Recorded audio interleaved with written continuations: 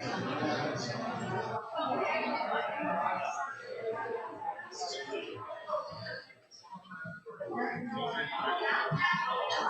want to welcome everybody to our Wednesday night Bible study.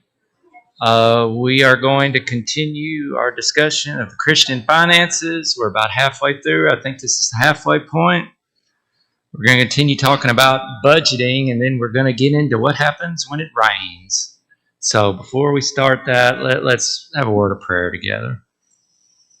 Our Heavenly Father, we thank you for this day. We thank you for the many blessings you give us.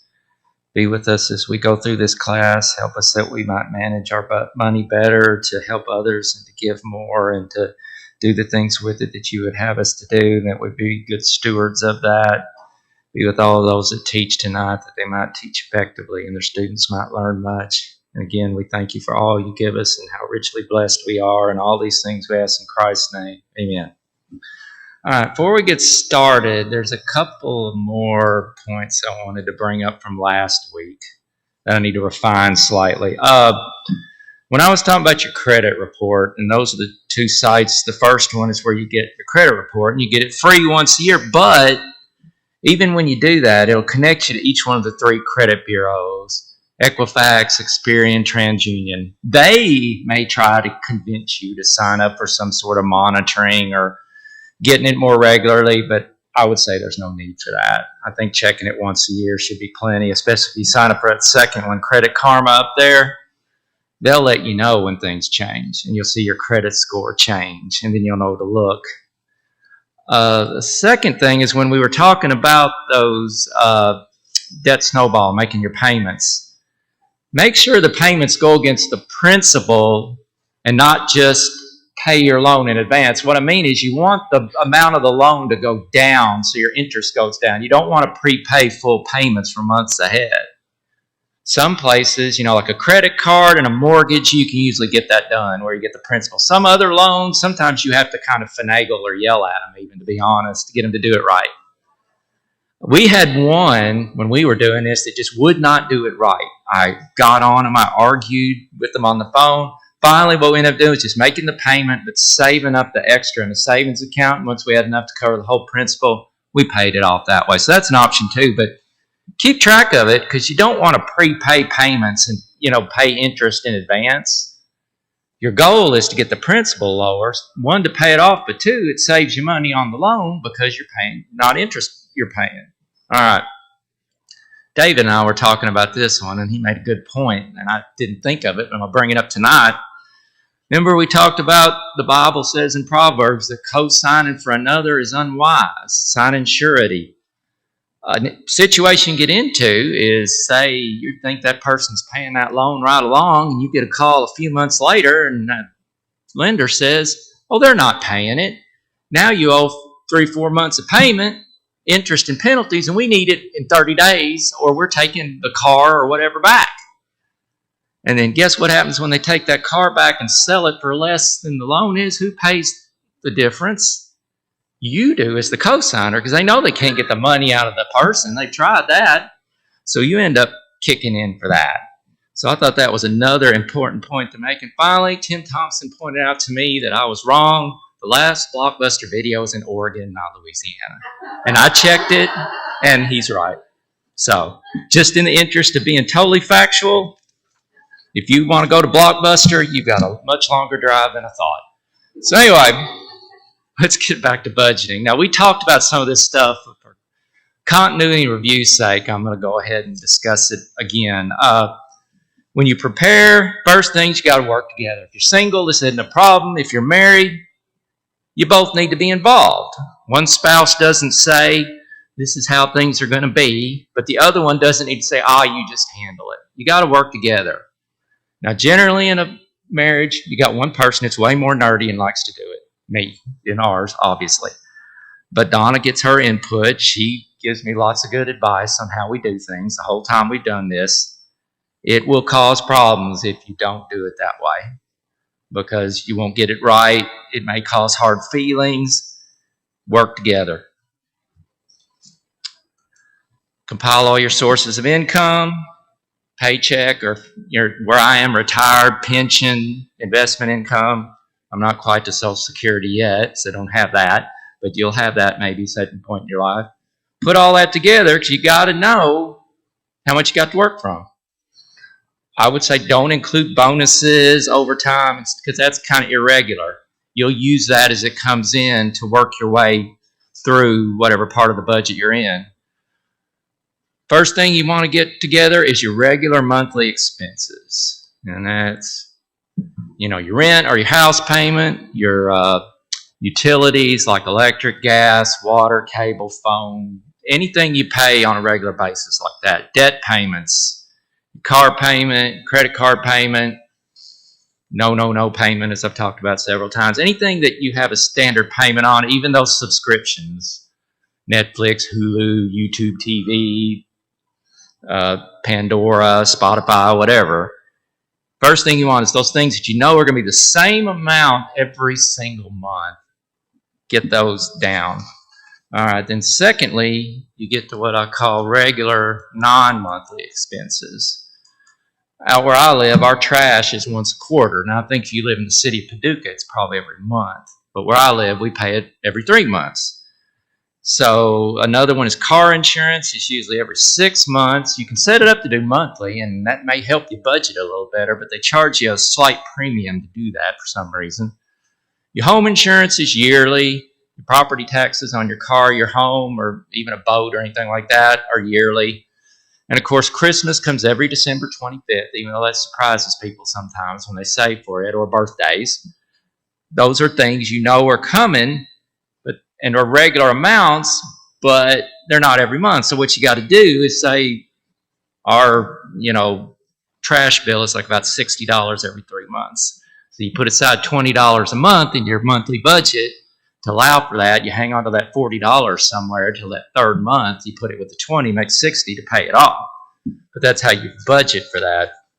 And these are the hardest things right here are irregular routine expenses. And that sounds like a bizarre term, but I'm talking about things like food. You got to have food, but there's home, which I call, that's groceries that you buy and make at home or eat at home. Then you have eating out. That's your food expenses. And you got clothing, gas and car repairs. And I'm talking about routine car repairs, like those of us who can't change their own oil and have to pay somebody to do it, or tires or things like that. I'm not talking about huge things. Entertainment's the same way. I'm talking about going to the movies, going to the Carson Center, or going to Market House to watch a play. I'm not talking about, a big gigantic trip to somewhere like Disney World or something. That's something you save up for separately. That's going to be a lot more money. Miscellaneous, we always call this Walmart because that's where we get miscellaneous items. School, kids always get, notebook, paper, field trips, school pictures, book fair, always coming up with something when the boys were in school. And medical, again, that's the routine things. That's co-pays, prescription drugs you get, like some of us that have what you call maintenance prescriptions, you get them every month. Or over-the-counter stuff. They're routine, but you never know quite each month exactly how those differ. So that's why you really got to look back, even as far as a year, on bank statements and stuff, and try to figure out approximately how much those things are going to be. All right, you're probably saying, that's a lot of stuff. That's a lot of work. But I'll tell you, because we've been doing this for 20-something years and still do it, it gets easier the more you do it, like a lot of things. So don't give up on it. Give it a try. It'll be worth it, I can tell you. All right. Let's see. Adjusting your budget. It's not set in stone. The first time you do it, you are not going to do the perfect budget. I guarantee it. The first one we tried to do didn't work out very well. You'll be really wrong the first time you do it. One thing I underestimated was our food budget, because when I tried to put a figure down and didn't talk it thoroughly through with Donna, we spent a lot more money on food than I thought, which you should have realized with basically 3 healthy adult male appetites in the house at the time. We spent a lot of money on food. She does good at the grocery store, but, we guessed wrong on food. So it's just things you have to look at. Things come up you didn't think of. Some expense that you didn't even think of to put in there. So again, don't think it has to be the perfect budget chiseled into stone the first month or two. You have to kind of trial and error, and expenses change. Again, when the boys were in the house, the food budget was a lot higher than it was when they left, because it's 4 people as opposed to 2 with 3 of them that eat a lot. I told you the story about Donna used to make my lunch from leftovers, and when the boys got older, she had to hide my lunch, or I'd wake up with an empty container the next morning because one of the boys would go in that evening hungry and eat my lunch, so she had to hide it. But that's gone down. Entertainment goes down, eating out goes down. I told you, what's the one category goes up when you get older? Medical.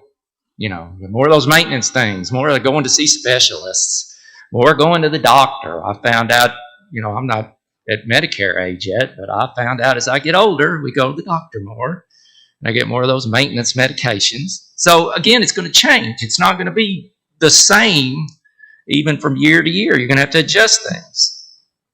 Basically, don't be discouraged if it's trial and error. If you mess up one month, that's okay. Just learn from it. And as you go along, you'll get better at it, just like a lot of things. The first time I ever rode a bike, I ended up with a skinned knee and a skinned elbow, right? But I got better and better at it. And now, even at my age, I can still ride a bike.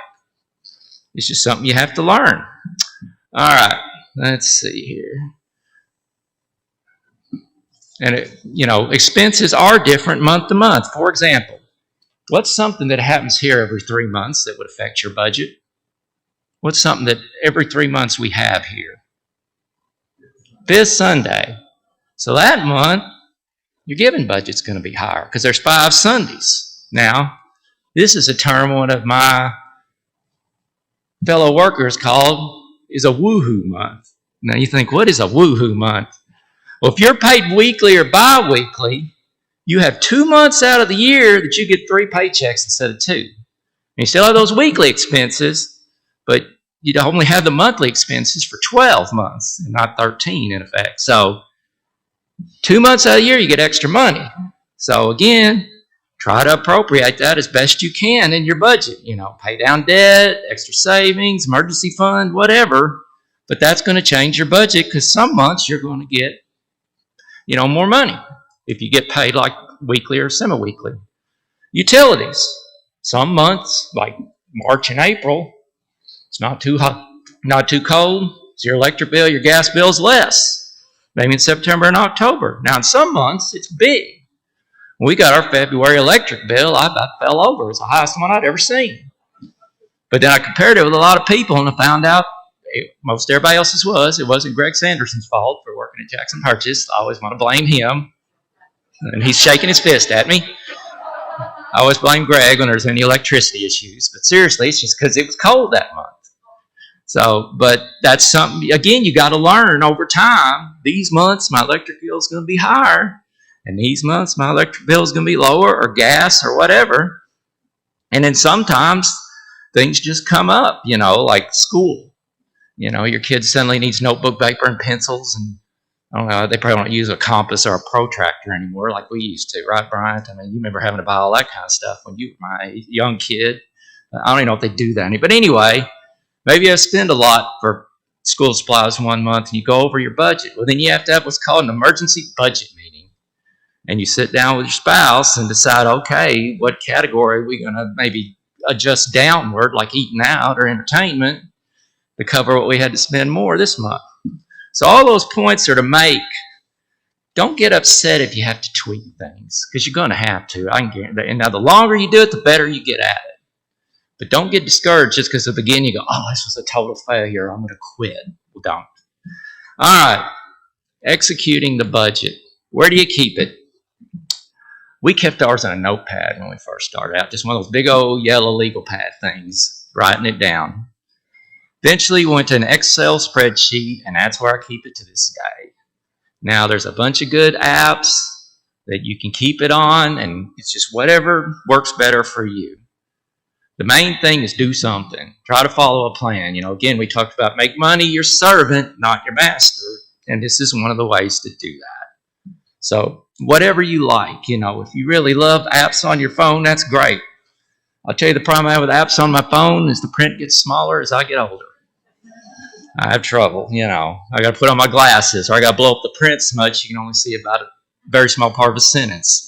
So I tend to use a spreadsheet just because I can see it better. All right, now here's something we did, and this is straight from Dave Ramsey. So it's up to you whether it helped us a lot. It's called the envelope system. So what we did was we got a flex folder, if you know what that is, with a bunch of pockets, and we use cash for multiple categories in our budget. Nowadays, I know a lot of younger people don't carry a lot of cash, but I talked about last week, a lot of studies have shown you spend a lot less when you use cash because you feel the pain of pulling that 20 out and breaking it as opposed to going, and you don't feel it. Now, I don't know if anybody know who Carl Hurley is. He's a comedian. Now, his joke is he knew a guy that was so tight when he pulled a dollar bill out of his wallet, it took old George 10 minutes eyes to get adjusted to the light. Somebody might say that's me, and it might be. But anyway, that's a little emphasis, but that's how much, it's harder to spend cash than it is to swipe a card. So, for example, you look in the eating out side, and it's empty. Guess what? You're done eating out until you get paid again. You're going to eat from home. You're going to look through your pantry or get out some of them cans of soup that have been in there for a while or whatever, and you eat those. All right. Here's how we did it. And again, this is us. It's personal finance. So, whatever works for you. Groceries, that's strictly what I call grocery stuff, food. We've shopped at the same grocery store since we got married in 1986. It's gone through some name changes. It's still our main store. Now, that doesn't prevent us from going to another store and getting sale items sometimes. Somebody has a really good sale on something. I'm not beyond going and doing that. But all that grocery money comes out of one part of that one envelope. All right, eating out. You can either do several fast food meals or one big meal at a nice place. But the bottom line is when it's empty, you don't eat out again, period. Which may be hard, but that's part of doing this. Clothing, that may collect some money over the weeks. We, at least, do not buy clothing every week. Now, some people may, and that's fine. Some people may spend more at certain times. And again, I don't know if people still do this, but it was a big deal when I was a kid. In August, you went to Sears and bought your school clothes. Now, Sears doesn't even exist anymore. And if you're younger than me, you may not know where Sears even was, but it's down the road here a little bit. And that's where everybody got their school clothes. So you might, save up that money till a certain time to buy clothes. Maybe you buy winter clothes or summer clothes at certain times. Doctor, medicine, again, that's the co-pays, prescription meds, OTC items. If you're talking about something big, that's something you should save for, to have money put aside for that. Entertainment is going to the movies or a play. Vacations or big trips, like I said, should be saved for separately. Now, you see gasoline up there, and you're thinking, who pays cash for gasoline? We do a lot, because the closest gas station to our house is the guys that fix our cars. They've been working on our cars for 25, 30 years. And they have 3 gas pumps out front, 2 regular, 1 premium. And that's a lot of times where I gas up our cars. That's where I get our lawnmower gas. They're always competitive on the prices. They're really nice guys. So that's where we go. Now, a lot of people may say, well, I can't do that. And that's fine. If you just go to a gas station and use a card, I understand that. That's just what we did. Still do. Miscellaneous, I call it Walmart because that's the place we usually get this kind of stuff, like bulbs, batteries, air filters, cosmetics, personal products, that kind of stuff, kind of the catch-all. School supplies, again, you kids come home, they need notebook paper, or pencils, or colored pencils, or rulers. I don't know if they use rulers anymore, but, on the book fair, field trip, they need $10 for lunch on a field trip or whatever. So let's kind of talk about how we would compile it. So again, the first thing you start with is your take-home pay income for the month is the top. Then you add categories. What's the first category? Giving. Some people say pay yourself first or food comes first. As a Christian, I feel like God is first. We're supposed to seek God first. So the first thing is giving is the top thing. And we'll talk a lot more about that later. But that's the one I'm going to say is first, is giving. Then you have them regular monthly expenses we talked about, the things you know how much they're going to be and that you owe to somebody, like house payment, rent, car payment, those subscriptions, those utility bills, things you know you're going to have every month, and you kind of got an idea how much they're going to cost. So you list those underneath and start subtracting them from that, total amount of money that you've got coming in. Then you go to those irregular monthly expenses, those things you do with an envelope system, food, clothing, gas, eating out, miscellaneous, entertainment, school. You just put a line for each one and start writing what your best guess for that next month is and start subtracting it out. Regular non-monthly expenses. You remember, like I said, if our trash is every 3 months and it's $60, I got to knock $20 out in my budget each month so I can cover that when that bill comes. I talked about the debt snowball last time and putting extra debt payments in there.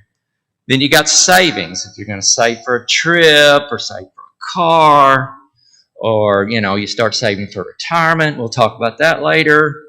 But you put that down there. A lot of people say, well, that ought to come like second or third. Shouldn't it? Pay yourself first. And I would say at some point it should. But at least initially, I would put that more toward the bottom until you figure out what's going to happen. Because the problem you might run in with is you got more budget than money. You start going down that list and that number gets in the negative. So what do I do if my total budget is more than my income? Well, these are kind of the same things we talked about in the debt area, but some of them we haven't. Try to cut your regular monthly expenses. Entertainment. You don't go to the movies as much. You don't go see whoever at the Carson Center. You don't go, spend money on entertainment, eating out. You're going to eat at home more. It's cheaper. It's better for you.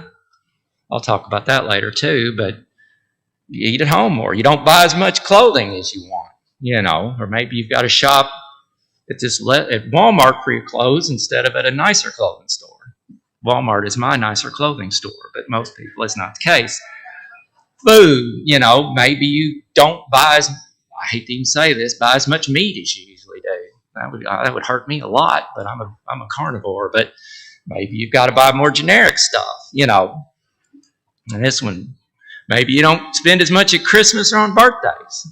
Maybe you don't get a present for every member of your extended family and all your friends. You tell them, I'm sorry, we're in a bind, you can't do it. Look at all them subscriptions. I talked about Netflix last time, how we just finally got rid of it because we didn't use it. Look at all, you can start onesie-twos and, you ever hear that death by 1,000 cuts thing?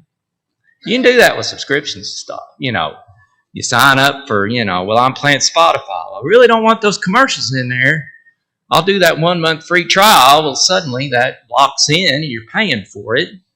Or, I signed up for Amazon Prime Video because it was the only way I could watch the Arizona Cardinals, where my team played the 49ers. That's the only chance. So I signed up for that. Fortunately, I put a reminder in to drop the subscription. You don't do that, and it locks in. You do one of those where you buy those boxes where you get the stuff like clothes or makeup, or I told you about, I got all the Cardinal stuff every month. Look at cutting that out. Look at you'd be surprised. You sign up for these even information services, online subscriptions to a newspaper. I'm so cheap, I'd love to get one to the Post-Dispatch to keep up with the Cardinals, but I won't do it. I guess I'm too cheap because it's great from March till October when the Cardinals are playing. From November to March, it's useless because they don't hardly talk about the Cardinals. But you can get, you can onesie-twosie yourself to death and not realize it. So look at that kind of stuff, and even utilities. Maybe in the winter you got to keep the heat a little lower and wear a sweater inside. Or maybe in the summer you can't have it as ice cold as you'd like it in there. These are ways to try to free up some money. Now these next things are what I call more drastic measures, and we talked about the debt discussion. Get on that debt snowball, because that debt is like, you remember that picture I showed of the acid eating through the guy's hand? That's what it's like. That acid eats away at your income. Negotiate debts. Sometimes you can negotiate debts with credit card companies. Sometimes you can get them to lower your interest rate. Sometimes you can call surf it to another card with a lower rate. Now, that's not a permanent fix, but that can help you for a month or two sometimes. Medical debt will sometimes do this, but if you're talking a mortgage or a car payment, probably not. Now, here's an interesting thing I heard today. I'd never heard this before. I listened to one of the podcasts I listened to. The guy talked about, and his name's Clark Howard. He does a really good financial podcast. He said if you get a loan, say at a dealer, because you're going to pay more normally when you borrow from a dealer. If you have a car loan, that sometimes if you bank at a credit union, they will actually refinance a car loan from you if you have a good enough credit score and lower your interest rate considerably. It's worth a try. All they do is say no, and worse than y'all, but that might drop your interest rate and free up a little money. I went back too far. Work extra. Maybe to get things broke loose, especially on that Snowball. Maybe you got to work a little overtime or work an additional job. Dave Ramsey always says pizza delivery. I don't know if I want to do that, but maybe you can Lyft. I don't think they do Uber around here. They have DoorDash. Now, I don't know if you make enough money for it to be worth it. But what I always tell people is do something that plays off your skill set you got now that you work at. I was in IT for 35 years, so I did extra work, and I told you it was Y2K updates, so that'll tell you how long ago that was. I don't want to think that was 21 years ago, but that's when it was. I did that for a lot of people. Got their PCs and their servers ready to run under year 2000 stuff. I did websites. I did computer security updates for people. But, you'd be surprised how many people run computers without antivirus. And I hope you don't do that, because if you do, that's bad. But I would get antivirus installed on people's computers for them and protect them. So we could get, jump started on paying off some debts. All right. Sell items, yard sale. Try to unload some stuff. But maybe you get to what I call, you have to tipping point. Maybe you have to sell a car, which is hard. If you got a car and I think the rule of thumb is if you don't think you can pay it off in 24 months, you probably should get rid of it and try to get a cheaper car. That'll knock down your payment. That helps with your budget. All right. Okay. You're probably asking yourself now, is this even worth it? My goodness, that looks like a lot of work. I can tell you we went to the envelope system. Donna told me she felt like she had more money than she ever had in her life because it was all set up, parceled out, ready to go. Instead of just randomly grabbing money as we thought we needed it. You remember when Ben talked about God and the detail and planning that God does, and we'll talk more about planning later. He talked about the example of Noah's Ark and how well, what kind of wood and all these different things that were involved in building that, how big it should be, down to even how many windows and doors, and that's detail and planning. Well, this is the same thing. So if God does that, can't we try to do it too? And I will tell you, the peace of mind and the control of money, and I think Donna agrees with me, of making money your servant, not your master, is worth it. And again, we've been doing this for 20 years. So what I think about, the guy who talked about this in the book I read, talked about running a race. I've actually run a few marathons in my life. And I remember the first one I ran was in Memphis, the St. Jude's. And it goes great at first. Then you get along, and those half marathoners, they turn around and head back. And you marathon guys are on your own. And it starts to thin out considerably. Now, unfortunately, UK was playing North Carolina that day, so I listened to the game for a good part. But then I got about the last 4 miles, and I'm dragging. I've trained for it, but I'm hurting. And I'm thinking, do I just quit? And I'm like, no, I want to do this. I promised myself when I turned 50, I would do this. About mile 23, we're running through this residential area, and this mom and her son are handing out little Dixie cups of Coke and pretzels, and that was the best thing I'd ever tasted, I thought. But it gave me just enough of a shot. I get to mile 25, and I'm thinking, I will crawl down the street to get to the end of there. And then you get close, and you run into AutoZone Park. I don't even know if it's still called that. It's where the Memphis Redbirds play.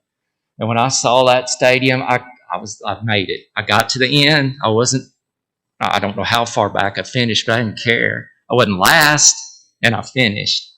So I think of this. It's work. It's worth it. And what I want to say is you want to get to the point to where you can do it months in advance. You know, I talked to somebody that said they did theirs 6 months in advance. That's the way you want to do it, so you know you've got it really planned out. Now, again, not everybody's nerdy like I am that really enjoys that kind of stuff. But I think you just try to do something, because most people have no plan for their money whatsoever. So my recommendation is at least give it a try and do some, because you're doing planning, you're way ahead of a lot of people. So I roared through that pretty quick, and I apologize. But if anybody has questions, just jump up and down, wave your hands, do something, and I'll be glad to explain it a little better. But if you don't, we'll go on to the next section here. Yes.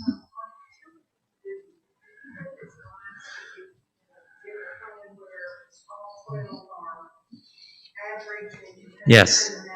I'm glad you I meant to bring that up. I'm glad yes. I think if you can do that, that helps you budget better, I think. Now, maybe further down the road when you get better at it, you might not have to do that. But if you can that's one way to help. I mentioned the deal with the auto insurance. I think they charge you an extra $1 a month to do it monthly, but it may be worth that $1 a month. But yeah, I'm glad you I had that down. I missed it. But yes, that's another thing you can do to help budget it out better, and it makes it a standard amount every month, doesn't it?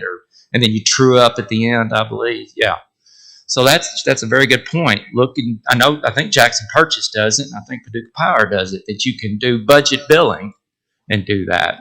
So thank you for bringing that up. Yes.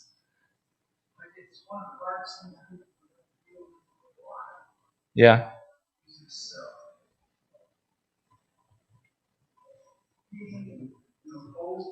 Yeah. Oh, yeah. Yes. Oh, yeah. That's a problem. And we'll talk about this later. Things go up in price. And that causes you have to adjust things sometimes. And sometimes you have to make some really painful decisions on stuff. And it'd be hard on people. Yeah, but that's right. That's another thing that's going to change. Things go up in price. Not as bad as I can remember in the early 80s where inflation was double digits. At least it's not like that. But there's some things that have gone up a ton. And when I get talking about colleges and medical expenses, you're going to see how astronomically those things have gone up since I was in college and I've been an adult. So that's a good, things go up in price. Yeah, and you're on a fixed income. Oh, yeah, that does make it hard. Yeah, you really have, some people have to be magicians, I think, to get their budget to work sometimes. So, yeah, it can be hard, but I still would say doing that will help that money go further than if you just kind of haphazardly do things. You can have all the money in the world if you don't spend it wisely. You see these athletes and entertainers that make millions of dollars and they blow it all and they're bankrupt when they can't, So again, even if you're on a fixed income, budgeting can still help you maximize. And I'm going to try to throw out some tips at the end of things I've learned, of ways to save money, to see if they can help people too at the end of what we're talking about. Anybody else? Travis?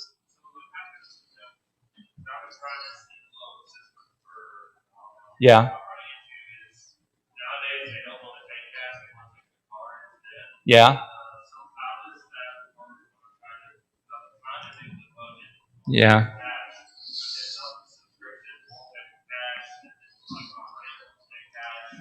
You just put it in the budget. At the value it is, and the budget doesn't necessarily care whether it's cash or credit.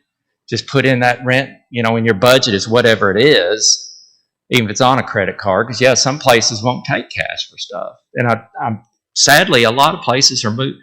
I know, like even I heard at Busch Stadium this year, they won't take cash. You've got to hand them a card, which I personally don't like, but just do the best you can with it. Like I said, the budget really doesn't matter if it's credit or cash. It's just if you can use cash, I've just found that seems to rein in your spending a little better.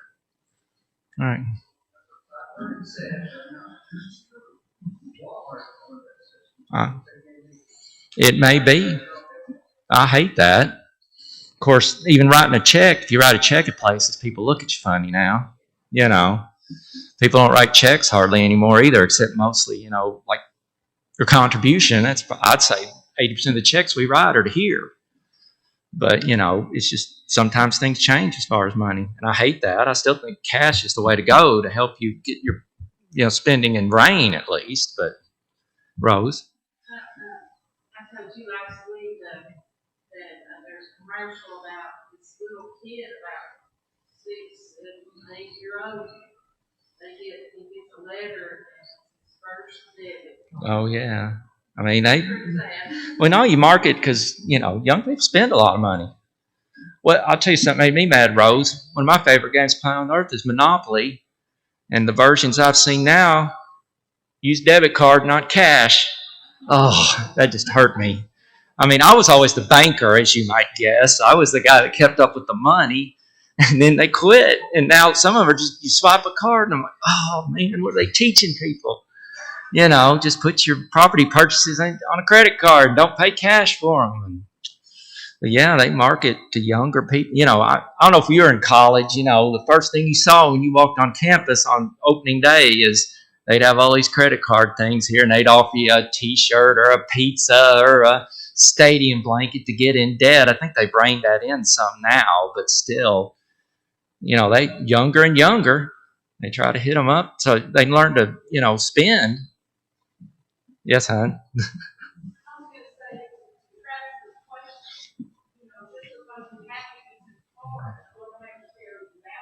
Yeah. Right. Yeah, just pay it like the moment it posts you. And that's what, I'll use the credit cards for stuff occasionally, mainly for like the protection you get when you're buying something. The moment that comes in, I pay it then. I don't wait till the statement comes. The moment I see that post, I pay it that day. And that helps you keep on the budget too if you do something like that. It usually takes a couple of days depending on what you're dealing with, the post. But the moment it posts, I pay it that day. I don't wait for the statement. It's good questions. Anybody else? All right. Let's talk about rainy days. All right. Rain's mentioned in the Bible over 100 times. You think about the flood, of course, when, a lot of people think scholars think that's the first time it ever really rained. And Ben talked about the flood. And then later, the rainbow. If you see my Facebook, every time I see a rainbow, I'm going to put that out there because I just think that's one of the most beautiful things God ever made was a rainbow. I just love them. They're so beautiful. Then, you get to 2 Kings, or maybe 1 Kings, where there was the drought because Ahab and Jezebel were so terrible, and there was a drought on the earth for 3 years. And you remember Ahab blamed Elijah, and Elijah said, no, it's your fault. But, there was a drought. I always think of this verse in Matthew 5:45, where it says that you may be sons of your Father in heaven, for he makes the sun to rise on the evil and on the good, and sends rain on the just and on the unjust. And then we get to that parable in Matthew 7 that I talked about last week at the end of the chapter there. We talk about the firm foundation, the man that built his house on the rock, but then you got the one that built it, verse 26, but everyone who hears these sayings of mine and does not do them will be like a foolish man who built his house on the sand, and the rain descended, the floods came, and the winds blew and beat on that house, and it fell. It went splat, and great was its fall. So, we have to have rain now, right? We don't have any water to drink, or if it didn't rain, crops. You think somebody like Bruce, that farms. He has to have rain so his crops will grow. We wouldn't have food to eat, right? Wouldn't it rain? They use rain in manufacturing. But oftentimes in finance, a rainy day is when something bad happens in your life. You think about you've got a 4th of July picnic and your whole family's coming over and you want it to be sunny and you get that barbecue grill out and then the storm cloud, it rains all over it. That's, you think of a rainy day as a bad thing. And that's the kind of thing we're going to talk about is you got to plan for those kind of things. Because you don't know what's going to happen in the future, do you? Anybody who claims they know, no, they don't. I think, turn with me to the first chapter of Job. And this is very familiar to us, but I like to read it because it shows how things can change quickly. In Job 1, verse 1, there was a man in the land of Uz whose name was Job, and that man was blameless and upright, and one who feared God and shunned evil. And 7 sons and 3 daughters were born to him. Also his possessions were 7,000 sheep, 3,000 camels, 500 yoke of oxen, 500 female donkeys, and a very large household, so that this man was the greatest of all the people in the east. He was very well off. You thought his life was perfect. Well, skip down to verse 13 and see how things just change in an instant. Now there was a day when his sons were eating and daughters were eating and drinking wine in their oldest brother's house, and a messenger came to Job and said, the oxen were plowing and the donkeys feeding beside them when the Sabeans raided them and took them away. Indeed, they have killed the servants with the edge of the sword, and I alone have escaped to tell you. While he was still speaking, another also came and said, the fire of God fell from heaven and burned up the sheep and the servants and consumed them, and I alone have escaped to tell you. While he was speaking, another also came and said, the Chaldeans formed 3 bands, raided the camels, and took them away, yes, and killed the servants with the edge of the sword, and I alone have escaped to tell you. While he was still speaking, another also came and said, your sons and daughters were eating and drinking wine in their oldest brother's house, and suddenly a great wind came from across the wilderness and struck the 4 corners of the house, and it fell on the young people, and they are dead. And I alone have escaped to tell you. So you see instantly, almost as fast as one of these servants can tell him about a terrible thing that's happened, another one walks up and says, well, here, look at this. It just piles up. He loses all his possessions. He loses his 10 children. It looks like in an instant. And you'd think, oh, that's bad enough. But no, go to the next chapter. Go to Job 2 and start with verse 7. So Satan went out from the presence of the Lord and struck Job with painful boils from the sole of his foot to the crown of his head. And he took for himself a potsherd with which to scrape himself while he is set in the midst of the ashes. Now, I don't know if I've even ever had a boil. I've had people tell me 1 boil is painful. Well, can you imagine having from here down to there? You know, that would be horrible, how much suffering you would be in. And I even think it gets worse because you read on and his wife she doesn't support him all. She says, I'll just curse God and die. His friends for the next, 30 chapters or so don't help him any. But that just shows how quickly life can change. You never know what's going to happen in your life. Now, you can't change that, but you can be prepared so it's not as bad. I know I'm going to be talking about it from a financial standpoint, and that's what we're going to talk about. And I'll probably just stop right there is where it makes sense, just we can prepare for uncertainty. And I'm going to talk about several different ways we can do that even after we're dead, which is a hard subject to talk about, but it's something I believe if you're talking about finances, you got to talk about. So next week, we're going to start talking about preparing for those rainy days and what you can do to help in your lives and even in the future when you're not here anymore. So I thank you for your attention.